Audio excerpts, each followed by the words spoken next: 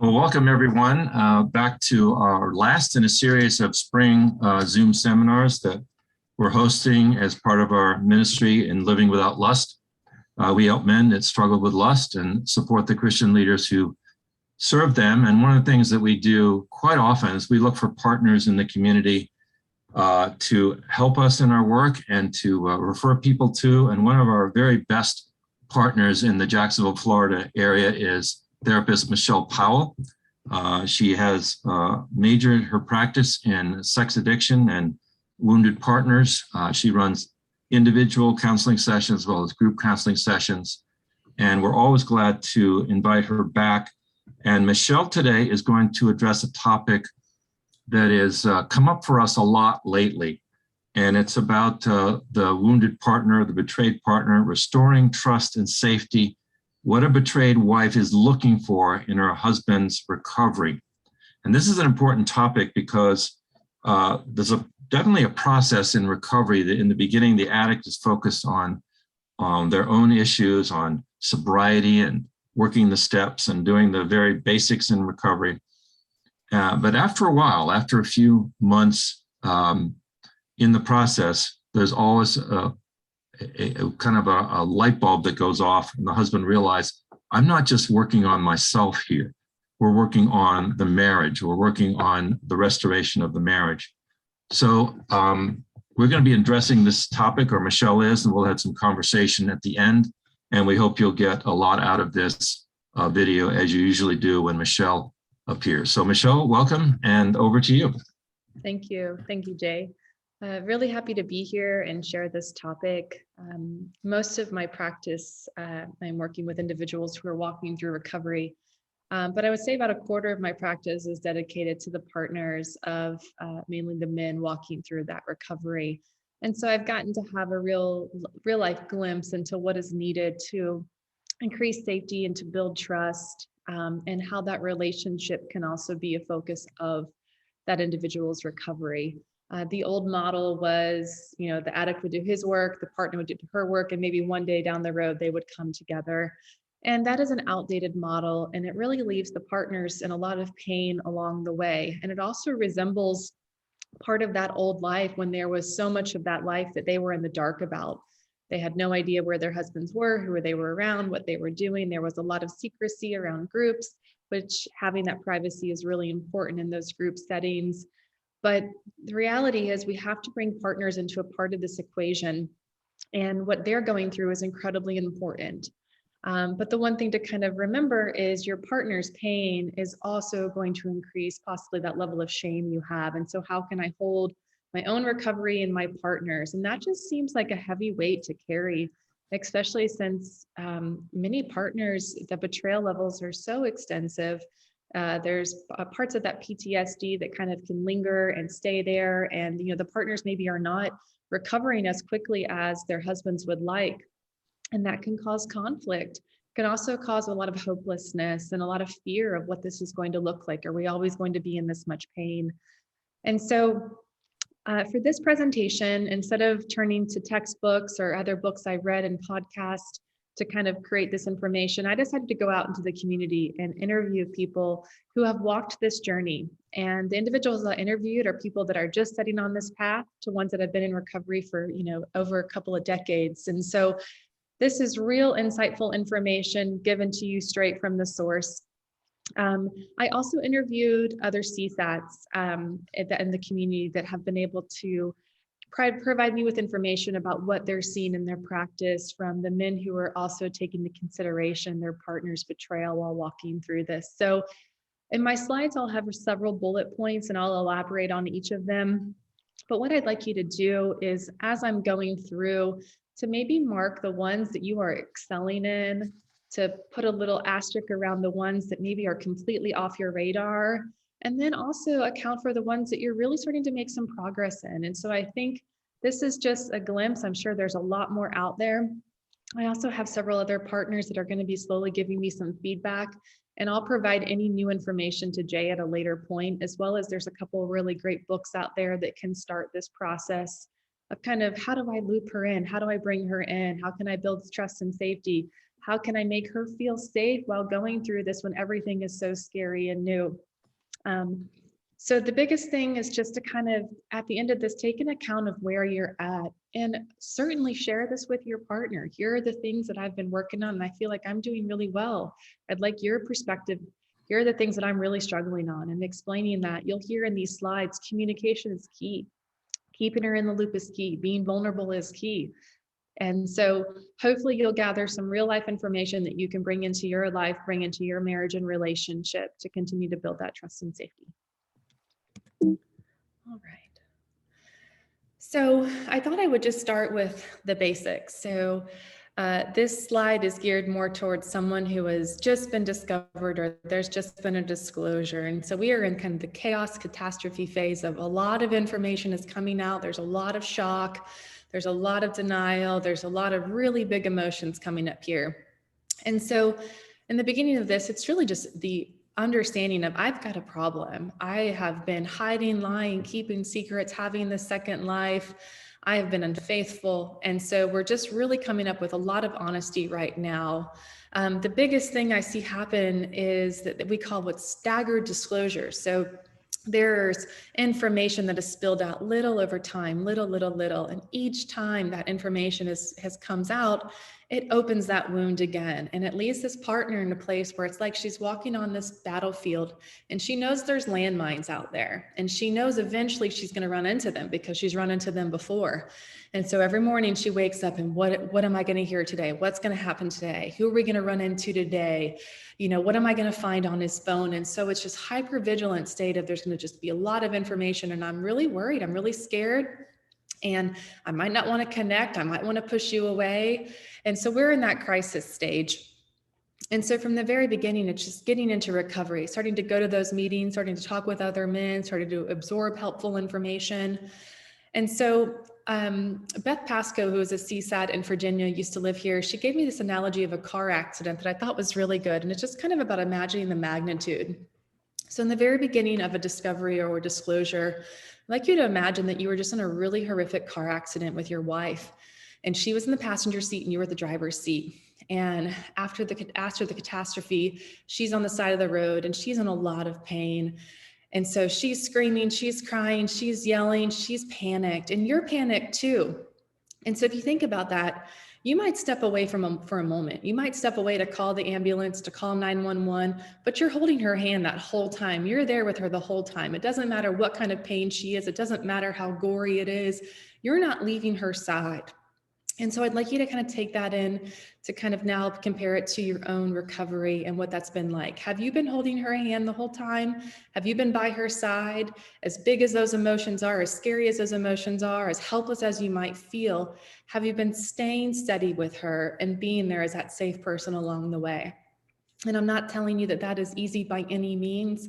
I think sometimes when there are big emotions, when there's anger, frustration, or just lack of trust, that sometimes we feel like those emotions push us away. But what I want to really encourage you to do is to lean into them, because at the end of this, the goal is for relationships to come together and be restored and have an incredible amount of intimacy and vulnerability. But that takes walking through the car accident. That takes being there through all that pain, because you can't have all that good at the end without the hard and the bad throughout. And so patience, so much patience. I'll have clients that I work with that want to have a time frame of when they can expect their wives to be less angry, or when they expect their wives to maybe not be so hard on them, or not want all this information about where they're at or what they're doing or who they're talking to. And the reality is we can't put a timeline on any of this. It is each specific to partner and to relationship, what's happened in the past, what's happened currently, what level of recovery is happening. So there's not a one size fits all. And so I'd encourage you to take a step back from comparing yourself at other meetings when you hear this partner's doing this, or this wife did this, or this wife doesn't seem to be in as much pain. Instead of comparing your own partner to other men's wives, concentrate on where she's at, because when we look to other people to compare where we're at or where our partners are at, it tends to cause a lot of shame and lacking and longing. And the reality is, to be in the moment with her is the only thing that matters. It's her recovery, it's your recovery, not what everyone else is doing. You can look out for guidance and advice, but try to stay away from the comparison game. So having a lot of patience. knowing that this is not a consistent process. We are starting here and we're only going up. There is a lot of ups and downs, and even maybe a plateau along the way. And so just being patient with this process, that we can't put a time frame on it. We can't guarantee that everything's going to be better in 6 months, 1 year, 2 years. That this is a huge recovery process for both you and the recovery and your partner. And this is a lifelong process that you're walking through. Having a commitment and being consistent is incredibly important in the beginning. If you are telling her that you're going to be going to meetings or meeting with your sponsor, working on the steps or reading this book or listening to this podcast, do it. Whatever you commit to, follow through with it.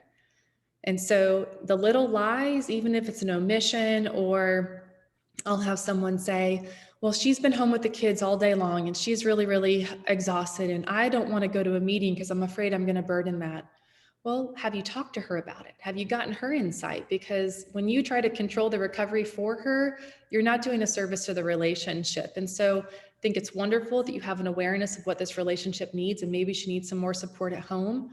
But hopefully she also, and you also realize that the recovery, without this recovery, she doesn't have you. And so instead of making these plans for her or saying, I'm not going to do this because I feel like you need me, have a conversation, talk about your schedule. I encourage my clients at the beginning of a week, maybe it's on a Sunday or a Monday, to sit down with their partners, especially in the very beginning, and talk about what the plan is. On Monday, I'm going to this meeting. On Wednesday, I have this. On Thursday, I have coffee. Talk with her. I know a lot of the men in the meetings will go out for pizza afterwards or coffee. And so just remembering that if you say the meeting ends at 8 and you're not home, you're not calling her at 8 and you decide to go out, communicate that. Trust and safety is so important. And so not making assumptions. An awareness of her triggers. So I recently had a partner that went to dinner, and one of her husband's affair partner's names was the same name as the individual who was taking their order.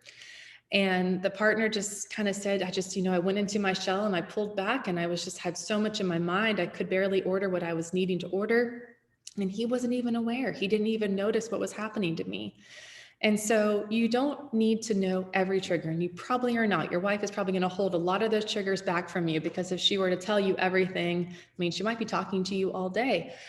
But having awareness of what are some of those significant triggers and leaning into those to not back away. It might cause conflict. It might cause a rupture in the relationship. She might have some negative things to say, but not acknowledging it is also so much more painful. Defensiveness.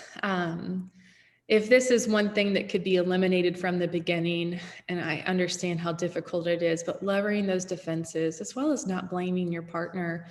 I've had clients in the past who have said, well, if we would have had more intimacy, or she wasn't so involved with the children. And so their addiction, now the blame is put outward instead of looking inward. And that's only going to push your partner away. And so that's not to say that every relationship is perfect. But when the beginning of recovery looks like looking at your partner because she's the problem, that is not going to have any foundation possible for that trust to be built. And so lowering those defenses, recognizing in your own body when you feel that defensiveness coming up. So maybe you feel like your fist is a little clenchy, your neck is tight, or maybe your pulse is racing, or maybe you feel like you're shutting down. And so I think emotional maturity looks like recognizing what's happening in your body and speaking to that. I want to be able to be here with you in this conversation right now, but I'm really struggling to stay present, and I feel like I need a moment. And so taking that moment while also coming back to it. And so if we can recognize what kind of puts us in this defensive posture, communicating with that about our partner, working on that ourselves, and knowing that your goal is not to be perfect right now. You are human walking through this. And so you're going to make mistakes, but being there to walk through those mistakes with her. In the very beginning, the disclosure is so important. Many of the men that I work with, especially ones that go out to treatment, they'll go out to treatment, they'll get a good solid footing under their recovery, and their partner's just kind of waiting and waiting and waiting. And then they meet with a therapist, and the therapist says, well, I'm booking about 3 months out for disclosure. And so there's more waiting. And so this partner is here knowing that she's about to have a bunch of information dumped on her, not knowing what's safe, who's safe, where to go, who knows. And so she's sitting in this really kind of position where nothing feels safe to her. She's overwhelmed, while also simultaneously knowing that more trauma is coming her way. And so making it a priority if you're going to do disclosure and it's something that she wants, to work with a professional to walk through this, but also to give her timely updates. And so this week I've completed my timeline. This week I'm bullet pointing out specific dates. This week I'm doing, going into our accounting and looking at all our finances. And so just keeping her updated along the way of what you're doing. Also starting check-ins during this time. So a check-in, there's many formats online. I have one that I could share if needed, but it is just a time every week, whether some partners need it every day in the beginning, others need it once a week, twice a week. But again, communication with your partner. What is it that you're looking for from me? Going through these discussion questions about what is important for you in a check-in. Maybe I want to hear about the recovery activities you're doing. Maybe I want a list of the meetings that you're at. Maybe I want to know what you're learning about yourself. Maybe I want to know if you've lied to me. And so going through those check-ins with her, you pointing out the ones that might be important for you to share while also getting her input, but being consistent. If you tell her every Sunday at 8 p.m. we're doing this, and all of a sudden it's Sunday at 8 p.m. she's out of town, you're home. Oh goodness, like what are we going to do now? Bring it up to her. Don't avoid it. I have that happens so frequently. Well, she wasn't here and I was busy and I just didn't want to make it. I didn't want to cause an issue. And so I just didn't talk to her about it. Bring it to her attention. Again, it doesn't mean it might not cause a conflict. Even if you forgot it, bring it to her attention. So that over communication is really important. Some therapists as well as sponsors might recommend this abstinence period of a minimum of 90 days. And that can be a little intimidating, a little overwhelming, even for your partner. That's a loss for her as well. But communicating the importance of that, communicating why you think it's important, and maybe partner really, really wants this, but it's not as important to you. So hearing her out and making that a joint decision together. For some individuals, sex is not safe. Sexual intimacy is not safe for them. And so working on other ways to build intimacy during this time, such as emotional and spiritual, and becoming a safe person. And I'll elaborate, in other slides, kind of what that means to be a safe person, while also setting a really good pace. I'll have clients that come in who they want to do everything right away. So I want to work on my disclosure. I want to do my step 1. I want to start meeting with my sponsor on a regular basis. I want to attend all these groups, 90 and 90, and they take on so much. And 2-3 months in, they're exhausted. They're not going to as many meetings as possible. And so really working with your recovery community and your partner to figure out what is the best pace for me, what is the best pace for our family as I walk through this, because meetings take you away from your family. And again, that is another sacrifice. It's an important one, but having that communication to make sure the schedules align and everyone's on the same page about what the expectation is. It might also be really important for you and your partner, you and your wife, to meet with a CSAT, especially if you're seeing one or another therapist, to really kind of talk about what is the expectation right now. You don't know what you don't know. And so if you've never walked through this before, this is all really new. And so maybe having another therapist kind of set that pace is also a good idea. So hopefully once you've kind of gotten through that first 3 months, that crisis period, we're trying to deepen recovery. We're really engaged in the program. And then there's all these changes happening. You're becoming a different person. You're changing your entire life. You're changing your friend circle. You're changing your schedule, changing your job. You're limiting certain things. You're engaging in new things. You're changing everything. And so why am I not being recognized? Why doesn't she see what I'm doing? Why isn't she giving me an attaboy?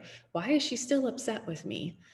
And so really turning to your recovery supports for this type of acknowledgement that she cannot be that for you while taking care of yourself. That doesn't mean it might not happen. She might be acknowledging what you're doing, but to not have that expectation and to not put that on her, that you are hopefully intrinsically rewarded by what you're doing. Your groups are supporting you, your sponsor, your therapist, but to not look to her for that.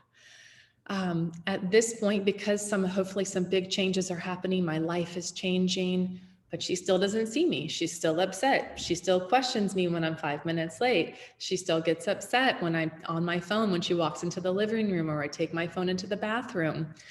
And then I become defensive because I'm doing all these things and I haven't acted out in 6 months and I've been sober. So why are you still looking at me? Well, it sounds like you're becoming a safe person. Well, your partner is still really struggling. And so how can we hold these two truths? You're still on the right path, you're doing the right thing, but your partner is still really struggling. And so it's holding these two levels of I can still be doing really, really well, and she can still be hurting, and how can I show up? Being present. I'll include it, I think it's in my next slide, but across the board, I hear from partners that have a husband working a solid recovery, he feels different. I can't explain it. I couldn't put words to it. Every partner I interviewed said this, he feels different. And part of that feeling of being different is you're present, you're in the moment. You're not absorbed in the past, you're not absorbed in the present, you're not on your phone, you're not constantly in your head, you're not engaged in activities where you have to hide. You're there, you're in the moment. And so being present is typically something that individuals who are in active addiction are not in that moment. And so that is a shift of self, that is a shift of priorities. And so I'll have clients who they're also acting as sponsors or temporary sponsors, but they're also trying to stay off their phones and be with their partners and be with their families. And so now I'm trying to work this kind of duality of I'm here and I'm in the program and I need to be supporting the other men in recovery, but I also need to be at home and I want to be present. I want to be with them. I was so disengaged for so long. I'm trying to make up for time, but they're really working on being present with themselves and their relationships. Being present with yourself looks like having emotions and not judging them, feeling the sadness when it comes up, feeling the grief when it comes up, feeling the shame when it comes up, feeling the guilt, talking about your emotions, but feeling them and allowing yourself to walk through them and not escape or not to hide or not to shut down. So there is a slow shift from kind of that selfish, self-absorbed addict mentality to empathetic. And let me just really emphasize, this is slow and steady. Carol Sheets wrote a book called Help Her Heal. It's a workbook, and it's a book on helping develop empathy for your betrayed wife. And in this, the first couple chapters are just about learning around your emotions. What am I feeling? What's going on inside of me? If you cannot feel your own emotions, you're going to have a tremendously hard time feeling hers. And so again, that might feel part of that self-absorbed. Well, I'm worried about what I'm feeling and not with her, but I promise you there is some payoff there, but also communicating. I'm gonna have a hard time sitting with you and when you're feeling all this sadness because I'm just feeling so much guilt. But recognizing that kind of lifestyle of being empathetic is something that is created slowly over time, but it's a steady progress. And you're willing to sit with her in that pain. You're willing to sit with her in those difficult emotions. You're able to not try to fix it. There's nothing really you can do to fix this. You can help her heal, but you can't make it all better. And so accepting that. You're engaged in meaningful recovery. So in the beginning, like I said, people will kind of dive all in. They're doing so many activities and then they kind of burn out. And so what is a meaningful recovery to you? What makes your life better? What is your daily dose, your weekly dose of medicine that helps in your recovery? Maybe it's your morning routine. Maybe it's having lunch with my sponsor once a week. Maybe it's these 3 meetings. Maybe it's this podcast. Maybe it's this small group I meet with, but what is meaningful to you? And sharing that with her. Not checking the boxes. So again, she's going to feel a difference between meaningful recovery and checking the boxes. You also will most likely harness some resentments if you were checking the box because I'm doing all these things, but yet she's not giving me any credit. And so check in with yourself. Is my recovery meaningful to me? Or am I doing it just because when I go to that group on Wednesday nights, she doesn't have, we have a better weekend ahead. And so what is the emphasis behind what activities you're taking part in? Unguarded. This is really difficult because so much of our trauma is going to helping protect ourselves and guard ourselves. And so what it looks like to be unguarded is, again, a slow process, but admitting faults, admitting lies, admitting omissions, owning behaviors, coming back around and making amends, apologizing, listening, not going into that defensive posture, being available. One of the best things I hear from someone when they come in, and it's not typically on that first or second session, but it's once they're engaged, is I'm willing to do whatever it takes. And there's a couple people that I've worked with that come to mind that were willing to do whatever it takes. They've changed jobs, they've let go of technology, they've changed friends groups, they've moved homes, they've gone to inpatient, they've gone separations. I mean, they have done whatever it takes to both go and get into recovery and stay sober and also to save their relationships. And so that whatever it takes mentality It's more about, what does this relationship need? What do I need to be a safe person and to keep this relationship to be a safe place? And so again, this is going to look different for everybody, but what does the whatever it takes mentality look like for you and your relationship? And a part of that is just making difficult changes. Being honest with yourself. Once we kind of step away from kind of that self-absorbed and we're looking inward in a different way, we're being honest with ourselves about, what are the areas in which I'm still struggling? What are the areas in which I need to do better? I can do better. I need to do things differently. I still find myself relapsing every 3 weeks. I'm still on this cycle. Do I have that whatever it takes mentality? What am I still holding on to? And so being honest with yourself. If there are certain places, people, activities that trigger you and you're still taking part in those activities, take a look at yourself. Am I making the most helpful decision for my recovery? And sharing that with your partner. Again, all of this should hopefully be shared with her. Owning mistakes. You're human. You're not going to be perfect. Had a gentleman recently who thought one of my meetings ended really short. It was like, let's say, an hour meeting when really it's an hour and a half meeting. And his partner was expecting him to be home at a certain time. That did not happen. And so what does that look like to say, I've made a mistake. I am 30 minutes late. You were expecting my call. You're scared. You're freaked. You're panicked. You're angry. How do I talk to you? How do I engage with this while owning that I made a mistake and also being there to support your hard emotions as you go through this? Being open about your triggers and planning strategies. This is beach season. This is sometimes a really difficult time of year for some of my clients, and they've had to make some choices such as, maybe I don't feel comfortable, my partner doesn't feel comfortable at the beach right now. So we just had a discovery 4 months ago. It's still really, really fresh. I'm going to kind of hold back and I'm going to just protect our relationship. There's a family member at this reunion coming up that, I once acted out with, or we would go out and we would go do things together out at the bar and we would make poor decisions together. And my wife doesn't feel comfortable doing that this year. And I know that maybe I don't feel comfortable doing that. So I'm going to disengage from that. Drinking, maybe that was a big trigger for you. Maybe that led to certain behaviors and that was kind of incorporated in that acting out. What does that look like to give up alcohol or drugs or going out late? And so we're making all these decisions to create that safety. And again, if we go back to, if you are feeling different, you're showing up differently in life, there's a level of engagement that wasn't there. And it's hard to kind of grasp what a feeling, you feel different, but listen to your partners. You're going to feel different from pre-disclosure, pre-discovery to currently, even if it's only been a couple of weeks. All right, so recovery in your partner, open and forthcoming. Over communication is better than under communication. And so again, having those weekly times to do check-ins, building that calendar out, sharing what recovery looks like, talking about difficult things throughout the week and having kind of those scheduled times to take part in these hard conversations. Sam Pasco, who was also the wife of Beth Pasco and they're mentors of mine, he told me that, you cannot I'm sorry, let me read the quote directly. You cannot slow down the healing. You can slow down the healing process, but you can't speed it up. And I think this is so true, that there are certainly things that you can do that are going to kind of halt or slow down this healing process for your partner. Lying is such a big thing. I have partners when we're doing disclosure who have to ask the question 7 different ways, because if I don't ask it this way, I'm not going to get the right answer. And so imagine kind of what type of mental strength that takes for your partner to make sure she asks you every right question the right way, because otherwise I'm not going to get this full answer. And so lying can really slow down this process, but accepting that there's nothing that you can do to speed it up. You can be consistent, you can follow through, but this is a long healing process, just as your recovery and your sobriety is a long healing process. I believe Patrick Carnes, quotes 3 to 5 years for this. And so what does that look like to commit to long-term healing and long-term recovery? It's knowing that there's not going to be huge changes in a couple of days, a couple of weeks, a couple of months, or even a couple of years. This takes a long time.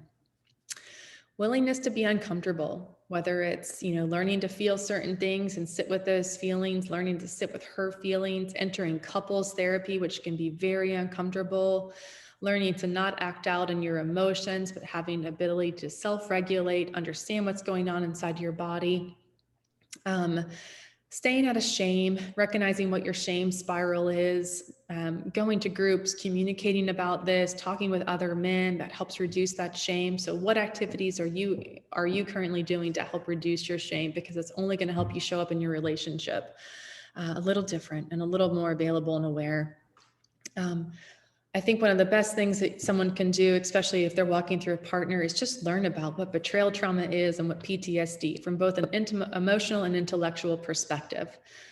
There's a lot of great books out there. There's also a good website called Bloom for Women, and they have these short 20-minute videos where they will share just kind of what betrayal trauma is, what recovery looks like. And so your partner will be most likely engaged in some of that, but what does that look like for you to get engaged, for you to learn about this? And from two different perspectives. And so having a really good idea about what that looks like. Several years ago in one of my men's group, I explained, kind of what PTSD was, and I took the battlefield and war veterans, and we talked about how each of the men in that group would show up if they were at a ceremony that were representing and honoring these war victims, and the level of PTSD, and there was so much compassion they would have, so much gratitude, so much willingness to do whatever it took to make these men, as they come back from battle, feel more comfortable. And then we kind of turn that into, well, this is what PTSD looks like with your partner. And maybe there's not, limbs missing, maybe there's not, real life scars on them, but what does that emotional impact of PTSD look like? And really having a good understanding of that. Sharing what you've learned during those check-ins is a really great process to no longer saying, this week in group, we talked about generational trauma and the impact of that on my life. Instead of saying, well, this is what I learned about myself. This is what I learned about my family system. This is what I learned, what I want to do differently with our children. And so turning that from more, I'm going to tell you the topic and share with you maybe some of the content, to I'm going to turn around and I'm going to filter this stuff through my experience, and I'm going to share my experience with you if you're open. And so asking for that permission, sharing your experience. And again, it's not going to be perfect. You're going to say things that upset her, that might trigger her, that might cause a conflict, but that doesn't mean that it's not worth doing it. Without conflict, we cannot have intimacy. Those two things are joined together, and that's scary. But to be comfortable talking about what it is specific to your own recovery. She's not worried about what the guy next to you is doing or what your sponsor's doing. She wants to know about you. And so communicating that. There's an acronym that Dr. Carol Sheets talks about, AVR: acknowledge, validate, reassure, especially in the very beginning, as you are learning how to respond to her hard emotions, to difficult topics, to maybe triggers that she's having an ability to kind of filter your response. And it might feel automatic, it might feel trained, but you're trying to change how you think and how you respond. And so if 6 months ago you showed up with defensiveness and big arms and all these reasons why something happened, now maybe you're sitting and you're hearing what she says and you're absorbing it. Okay, how can I acknowledge what she's saying? How can I validate that what she's feeling is right? Even if I don't agree with it, what she's feeling are her feelings, and her feelings matter. They don't need to be right or wrong, they just are. And I don't necessarily even have to understand them all, but they're her feelings. And now how do I reassure her? How do I bring safety? How do I bring understanding? And so AVR is a good way to kind of practice this. It's a good way to sit with your emotions. I've had men that have told their partners, I'm not going to respond for a couple of minutes, and it might feel like I'm not paying attention, but just know I'm trying to absorb and I'm trying to think about everything I say before I share it with you. And so you're learning to do things differently, and responding to these difficult conversations is one of them. So one of the other areas I'll see is there's typically one person in a relationship that's a bit more ready for sex and intimacy to come back into that relationship, especially if there's been time taken off. But knowing that those are really, really important conversations to align expectations. And if the partner is not ready, or if you feel like you're not ready, to be able to hear that without it meaning that you're doing something wrong or you could be doing more, that is certainly a conversation that might need to happen. But knowing that if the betrayal has been around sex or sexual intimacy or sexual acting out with another individual or pornography, that these are hard topics, and the vulnerability it takes to show up in that experience with somebody, your partner might not be ready for that. And so instead of finding that a reason to kind of gain resentment, using that as an opportunity to say, she's still in it with me. She's still trying. She's still fighting. We're still fighting together. We might not be to these kind of landmarks of where I thought we'd be. I thought we would, we're having such great conversations. We're talking so much more. We're having fun like we used to. We're going on dates. And how we can have this longing for sexual intimacy to be in there, but also have an understanding that maybe it's not the right time. It's not a no forever, but it's a no for right now. And how can I still be consistent in my recovery while also maybe feeling like she doesn't want me in this area or she's not ready? Compassion, really gaining that compassion for her, the wounds that are there, the marks that this has left, the scars. I'll have partners that will look through photo albums and they'll say, 25 years ago, you were acting out in this picture. Were you even here with me? We were smiling. Is all of this real? Was all of it a lie? And so they'll go back and they might process every year in their relationship and try to figure out, well, when we were on vacation here, you were doing this and I had no idea. Was any of this real? Those are her feelings. Again, it doesn't mean that you weren't real in that moment. It doesn't mean that you weren't there. It doesn't mean that you didn't love her, but she's really struggling trying to put the pieces of her life together. And how can you hear that? How can you mourn that with her, grieve that with her? And the other thing, I think it's, really straightforward, but if we can go back to just not blaming her for any of this.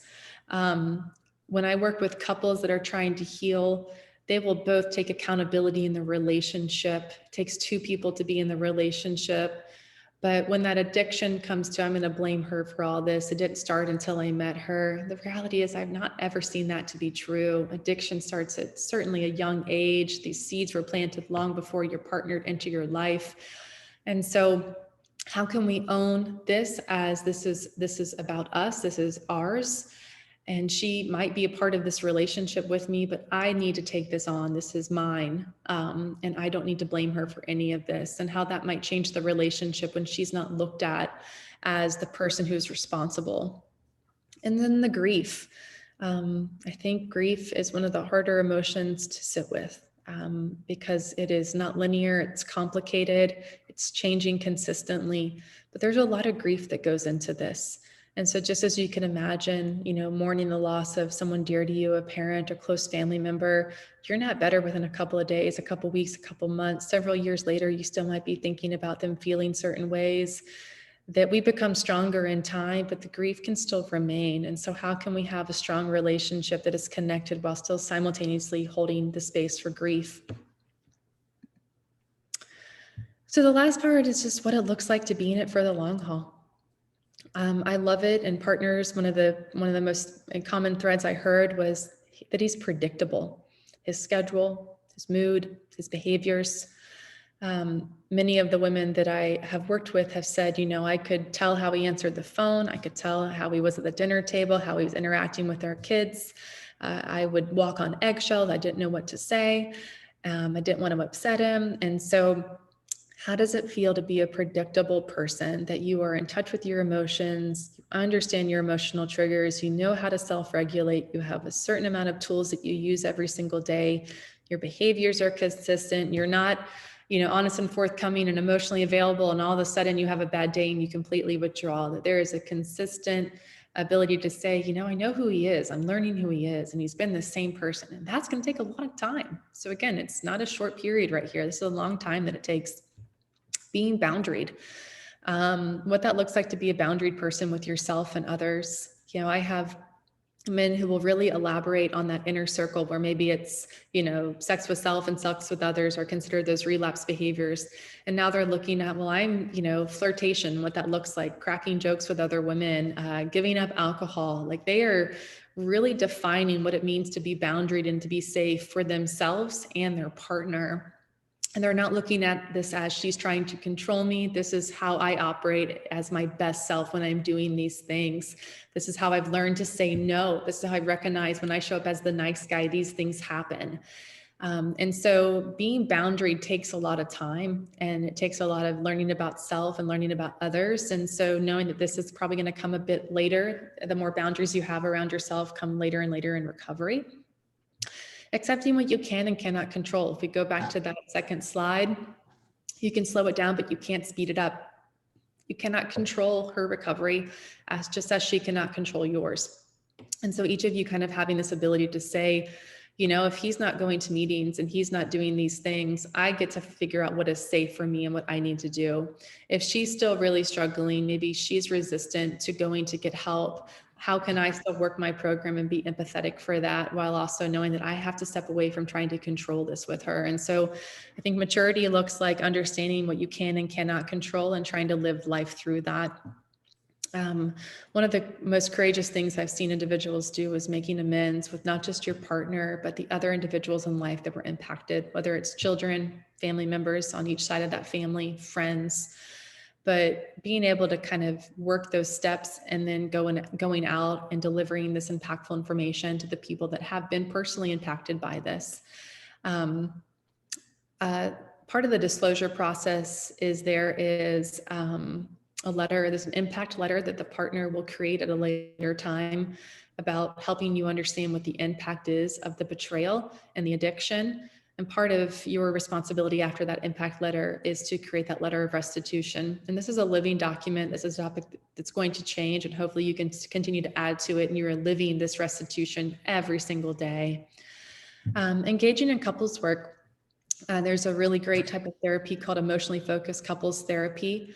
Sue Johnson is the creator, and Sue Johnson and Stephanie Carnes, Patrick Carnes' daughter, have been kind of coming together to figure out how these two modalities work together, the CSAT model, the certified sex addiction therapist, and the EFT model.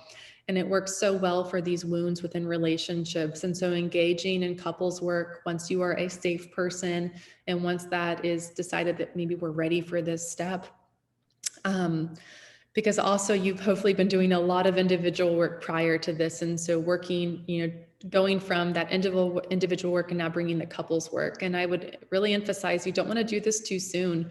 Becoming that safe person for her, being consistent, that is also part of the trust building, but bringing in a couples therapist, or at least interviewing a couples therapist when you feel like the time is right to get an idea of, are we ready for this? Humility, remorse, and then also one of the areas I see people struggle with that have had a really good recovery, they're working a strong recovery, is they are able to forgive people around them that have hurt them. They're able to go back and look at past traumas and make peace with that, but they have a hard time looking at themselves and forgiving themselves. And I think that's the double-edged sword of empathy, is you've gotten a really, really good understanding and on an intellectual and emotional level of the pain, the trauma that's been caused, and how do I live with myself? How do I look at myself? How do I forgive myself?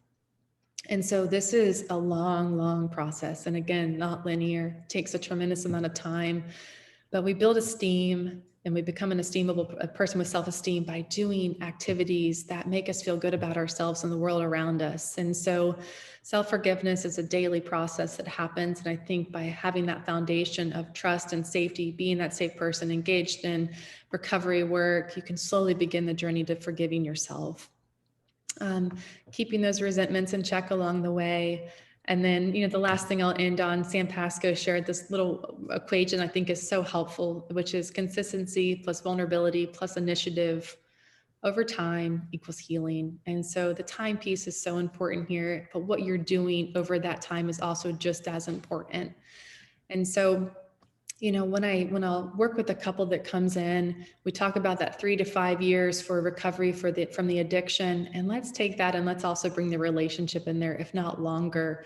And so just because the relationship is 4 years in and still struggling, it doesn't mean that it's not going to work. It just means that this is a lot to unpack, and this is a lot of time that it's going to take, but it is consistently going to be getting better over time. And when I've seen couples walk through this, I do know that closeness is possible. I do know that trust is possible. I do know that vulnerability and having a deepening level of connection and intimacy is possible, but it takes time. And so I'd like you to just kind of look through these slides, get a really good idea of where you're at. Again, these are just perspectives that have been brought in from people that have walked in the same parts of life as you have, gone through this before, but your journey is possibly going to be different. And so take what you can from here, leave what you don't need, and get a good idea of where you're at. Maybe focus some goals of what you can be doing differently. Congratulate yourself, acknowledge yourself for the hard work that you have done in these areas that you are excelling in. We're always a work in progress. And so maybe if you spent so much time on yourself and your own recovery, maybe it's time to now shift a little bit to bring her in. So that is it on my end, Jay. Thank you, Michelle. For those of you just tuning in, our guest has been Michelle Powell. She's a CSAT therapist in the Jacksonville, Florida area. She has an individual practice and also group practice with both men and women. Michelle, I want to pick up on some of the things you said. One of the books that I've been reading recently, I'm still reading it, is called Canoeing the Mountains. It's about Christian leadership in the 21st century. And one of the quotes there, I think, is very applicable to the whole sex addiction thing. And you've talked about this being a long process. But the quote is, yesterday's solution is tomorrow's problem. And so sometimes we talk about sex addiction actually being a solution. It's the wrong solution, but it's the quick fix, isn't it? It's we start in puberty, or maybe even before puberty. We're lonely, we're afraid, we're isolated, and masturbation, pornography, etc. seems like it's, quote, the answer. And then, of course, the answer becomes the problem, which is true of all addictions. But in your practice, what character defects are the most impediment to this process of the long obedience in the same direction, the long haul restoration of the relationships, of the men who cannot recover from this? What are the character defects that you recognize most? I would say that, the defensive posture is something that just comes up time and time again. It causes so much pain for the partner. It causes so much pain for the person who is defensive. It's almost just automatic response that they have. I think the other thing that I see is there can be this sense of perfectionism that comes in, the sense of I need to do everything right. If I don't, there's that fear-based mentality of I lose everything. And so when we're not perfect, what happens? Well, we just kind of throw it all away. We give up, we retreat, we go back to what was once working for us, even if maladaptive. And when I hear what you're saying, Jay, the thing that comes to mind, which is a little bit further into recovery, is what inner child work looks like. Because part of stepping out of that shame and having forgiveness for self is recognizing that those adaptive skills, coping skills that you picked up as a child that helped you, maybe even saved your life, how can I have compassion for that child who was going through those things? We bring the partner in. I think that's really deep work for you when the time is right for two people to come together and do that inner child work and really gain that compassion and insight for those adaptive behaviors. I've seen when those character, I'll have people who show up with a whole list of character defects. And part of it is, I feel like that term can sometimes bring up shame of self. But I think when we can look at those things as we've adapted these behaviors for a certain reason, they've worked for us, they've solved our problems, they've been the solution. And that's why we keep coming back to them. The ability to recognize that when we've shown something, when we've done something, when we've acted a certain way, how can I both acknowledge it, own it, and choose to kind of do something different moving forward? And so I see a lot of people stuck in perfectionism with that, where they're just trying to do it all right. I've had other individuals who working on those character defects is also, it feels like it's a bit triggering for them.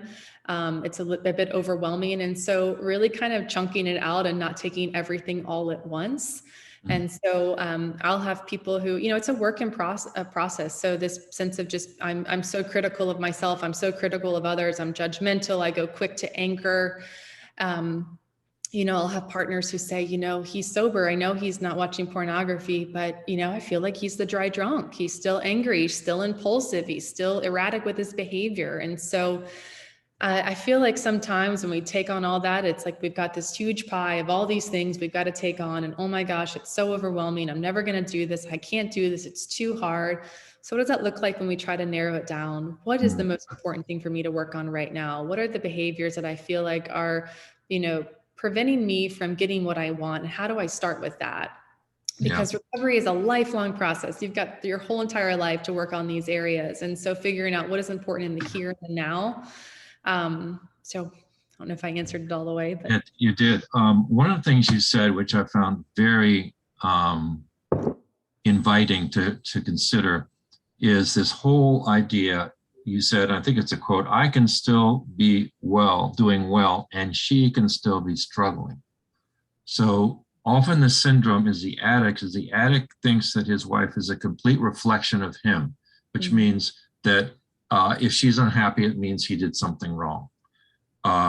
If she's angry, it means that he's caused it.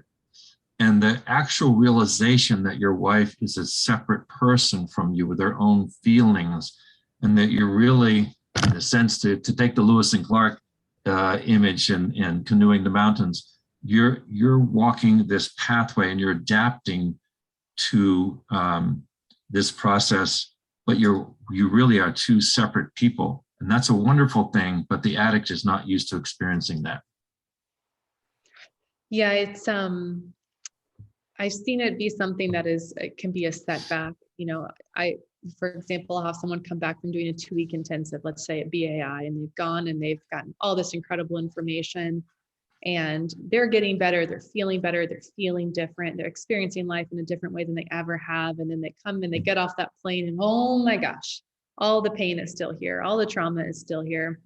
And so it's so difficult, especially as we bring in empathy to this conversation of when she's struggling, I want to be here with her, but how do I not let her difficult emotions maybe, feel like they're sabotaging my recovery? How do I make it feel like I can still be with her in her pain, but also set boundaries of what's important for me? And so I think, part of when I hear you talk, I hear like the codependency piece. And that's a term that is loved by some and hated by others. And so I use it really gently. Rob Weiss has a different perspective, which is pro-dependent. If you've not read that book, I do recommend it. But, I think, especially in the very beginning, it can look like a lot of codependency in relationships. And I think as people get into strong recovery, bringing in experts into your recovery, not doing this on your own, is one of the best things that you can do. Because I know many partners, they feel ashamed. They don't want to be the detective or the police officer or the watchdog in the relationship, but they're also looking for safety. And so they don't feel great about themselves either. And so I think if you can bring in a professional to provide appropriate expectations, kind of really break down what a good recovery looks like, setting your partner up with a therapist if she's ready, again, not pushing that is on her time. But more and more of the books that are written, of the podcasts that are done, of the webinars that are done, really emphasize what that looks like to have a professional walk through it. Because canoeing a mountain, that sounds like a task that is just almost too much. Like it just feels like it's too big to take on.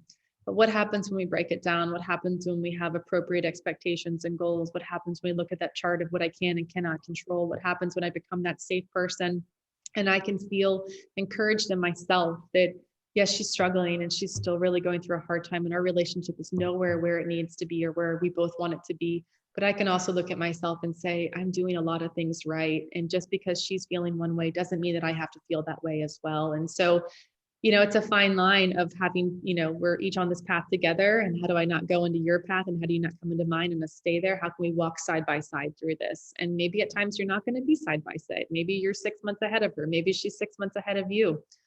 But what that looks like to try to figure out, okay, we both want to be together. We both are dedicated. We want to fight for this. How do we get on the same page and fight for the same thing? Yeah, thank you. A few more questions before we let you go. You talked about the AVR, acknowledge, validate, reassure. Can you give just a brief example of what that might look like in a conversation between a husband and a wife? Sure. Let's just say the individual who came to my meeting who thought it ended at 8 and it ended at 8:30. He called his wife as soon as it was 8:30. I'm so sorry. I thought it ended at 8. I had no idea. And she is angry and she is really, really upset. And so instead of saying, well, I can't help it, this is just what it is. Here I am. I'm trying to go to meetings. I'm trying to do the right thing and I still can't do anything right. You're still upset. Like, what's the point? Acknowledge, you're right. I told you it was done at 8 and here it is 8:30 and I'm just calling you. I can't imagine what that 30 minutes was like, not knowing where I was at, not hearing from me, texting me 5 times, me not responding. Validate. I can only imagine how scared and worried you were. I know it probably brought you right back to where we were a couple of weeks ago, and I'm so sorry that happened to you. Reassure. From now on, If something happens and it runs over, if I'm late, I'm going to call you right then and there. I don't care if it takes me leaving the meeting and interrupting everything. I'm going to be a safe person. And I should have called and I didn't, and that is on me. It will not happen again. And so, we can't solve it. We can't make it better. But what does that look like to acknowledge what happened, be honest about it, validate her, no matter if she's screaming angry or sad or upset or worried, validate that. It's hard. It's really hard. And I'm so sorry that you were in that. And then reassure, this is what I'm going to do to create things to be a different solution next time. This is what I'm going to do to bring safety. So it's going to look different from everybody. And again, it's going to feel a bit mechanical, but if you can just have that idea to kind of fall back on, am I acknowledging her? Did I validate her? Am I reassuring her? Maybe you failed on all those. Maybe you didn't do any of it. What does that look like to come back to her and say, you know what? I showed up the wrong way in this conversation and I wish I could have a second shot. If I could, this is what I would say to you. This is what I wanted to say to you. And so again, if we mess up, if we say the wrong thing, if we don't show up the right way, then what does it look like to own it and come back in that vulnerability and say, you know what? I know that how I hurt you or how I responded hurt you just as bad as that situation. And I want to talk to you about it. Just two more questions. The last one will be about resources, but given that this is a long process and we realize that going into this disclosure, there's some marriages that had maybe a more solid footing. Obviously, marriages can be either brand new or a long-term marriage. Some may be more intimate and less intimate. What gives a couple hope as they walk through this process that it's worth it and that there's something at the end here? I realize that the focus is not just getting to the end, it's a process, but that it's really worth it and the blessings will be there at the end. Well, I think, walking through this right out of the gate and finding out that, he had a second life or he was doing these things or this was happening behind my back. There's such an isolation there. We tend to kind of withdraw with our problems. We just talk about it with, maybe it's just, we talk about it with our husband or we talk about it just with our wife. We might have select family members that we'll bring in or friends, but it's a really lonely place to be. And so when we're trying to deal with this in isolation and alone, we don't really have anything to look towards for help. And so I think when we start going to these meetings and we start surrounding ourselves with people that have had journeys that have not been linear, have been difficult, and here they are 20 years later, still married, 5 years later, still working at it. I think when we can meet with a therapist, whether it's, at an intensive or within your community, and she or he might share with you stories of success, because there are many stories of success. I think when you have a really good idea of what the recovery process looks like, we can have these tangible markers that we're looking for, because again, we're just there searching for safety, especially that partner. They're just searching for safety in the very, very beginning. And so what are some tangible markers? But when a partner says he's starting to feel different, I have had more times than not a partner say, this is the man that I married. I am seeing parts of him I haven't seen in so many years. I have not seen this level of emotion. He shut me out for so long. I haven't had access to him. And so when they feel these shifts with you, it is a feeling of like, okay, like it's a breath of fresh air. It's that life mask that's put on. And so I think if we can acknowledge that it's going to take time, but also acknowledging that there are so many things, this presentation included quite a bit, that I can do every single day, actionable items that I can become a safe person that will in turn hopefully create that safe relationship, then at least I have an ability to say, okay, I can't do all of this right now, but this is what I can do. This is what I need to work on. And so I think hope and, this idea of what things could look like and how they can get better, look like surrounding yourself with people who have walked this journey. I know there are many mentors in Jacksonville, many couples that have walked through this who share their experiences. Many churches have people within their congregation that will walk alongside. I've had individuals who's, had a sponsor and that sponsor's wife has reached out. There are partner groups available. And so surrounding yourself with people who will kind of also imply certain messages while also giving the reality of this is really hard, but it is doable. There's a great book called Worthy of Her Trust. And they did a long-term study on 3 different couples: the couples who, found out about the betrayal and divorce, the couples that stayed together and did not work on it, did not seek professional help, just kind of pushed it under the rug and moved forward, and the couples that stayed together and worked on it. And what that study found was the couples that stayed together and worked on it, both of them in that relationship felt differently. They were closer, the relationships were stronger. They experienced a different level of love and connection than they had ever in the past. And so I get to see this slowly unfold with the men that I work with. They are slowly beginning to know themselves, learning about themselves, learning about, everything they've gone through that has led them to today. And they are actively changing as they enter recovery and as they're in that solid recovery. And you're going to show up differently in those relationships. And that instills hope. And so whether it's instilling hope in the relationship or instilling hope in yourself that you can do things differently, I always turn to porn, no matter what it was: an A on the test, a promotion at my job, a fight with my partner, loneliness because they were out to dinner and I was stuck at home. And now I'm doing things differently. I have people I reach out to, I have a community I'm involved in. I mean, that instills hope. And so I think if we can instill hope in ourselves, do activities that instill hope in the relationship, and we see a progress over time. And if you're not seeing a progress over time, having that trustworthy person that you can turn to say, here's what I'm doing. It doesn't seem to be working. I'm still really struggling. I feel like I'm just out of the gate still. I'm not getting traction. And reaching out for help. If you're having multiple relapses or multiple slips, that's usually an indication that a higher level of recovery is needed. And are you willing to do whatever it takes? Which leads us to our last question. You've mentioned the 2 books, Helping Her Heal and Worthy of Her Trust. Are there any other resources you might like to mention as we close, if people want to delve more deeply into this topic?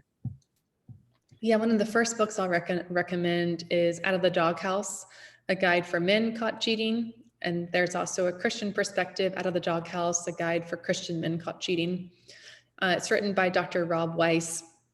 And what I love about it is you could probably read it in the afternoon. It is just really straightforward, everything that you need, to the point, guidance and advice. And it looks at a majority of what is needed in this. So again, every relationship is going to be different, but all the information given in that book about what it looks like post disclosure and discovery. Here we are, we're in the midst of the crisis. What do I do? How can I get some footing here? What do I need to know? What are the pitfalls I need to look for? So that is typically a book that I'll recommend right away. There are tons and tons of resources out there, depending on whether it's an addiction or if it's just multiple infidelities and affairs. And I have a list, Jay, that I can send to you of kind of my recommended reading for both addicts, their partners, and then the coupleship. So I have it kind of divided into 3. But I would say Out of the Doghouse is just a great straightforward guide to help you get some footing, to not make some really common mistakes. And then Worthy of Her Trust really builds out what it looks like over time to build that safe relationship. They equate it to these little Legos that are stacked little by little by little. And then The Empathy Work by Carol Sheets. She also now has the book to go along with the workbook, which is really, really helpful. Minwala, he's a researcher and a therapist, and he has these kind of analogies of like the sexual basement, and really recognizing just the pain and the trauma that go into your partner all of a sudden discovering, just imagining that you've lived in this house for 25 years. And that whole time there was a basement underneath and you had no idea that basement existed. And not only was there a basement underneath, that your husband was going down in that basement and he never talked to you about it. He never told you about it. And so everything just seems like, what is real? What is not? How did I not know this? Partners really begin to question themselves. Am I crazy? What's wrong with me? How did I not see it? And so, understanding that you both are going to be going through these realizations of who we are, what we've been doing, how we've been living. And that really it's a lot of pain that goes into it in the very, very beginning.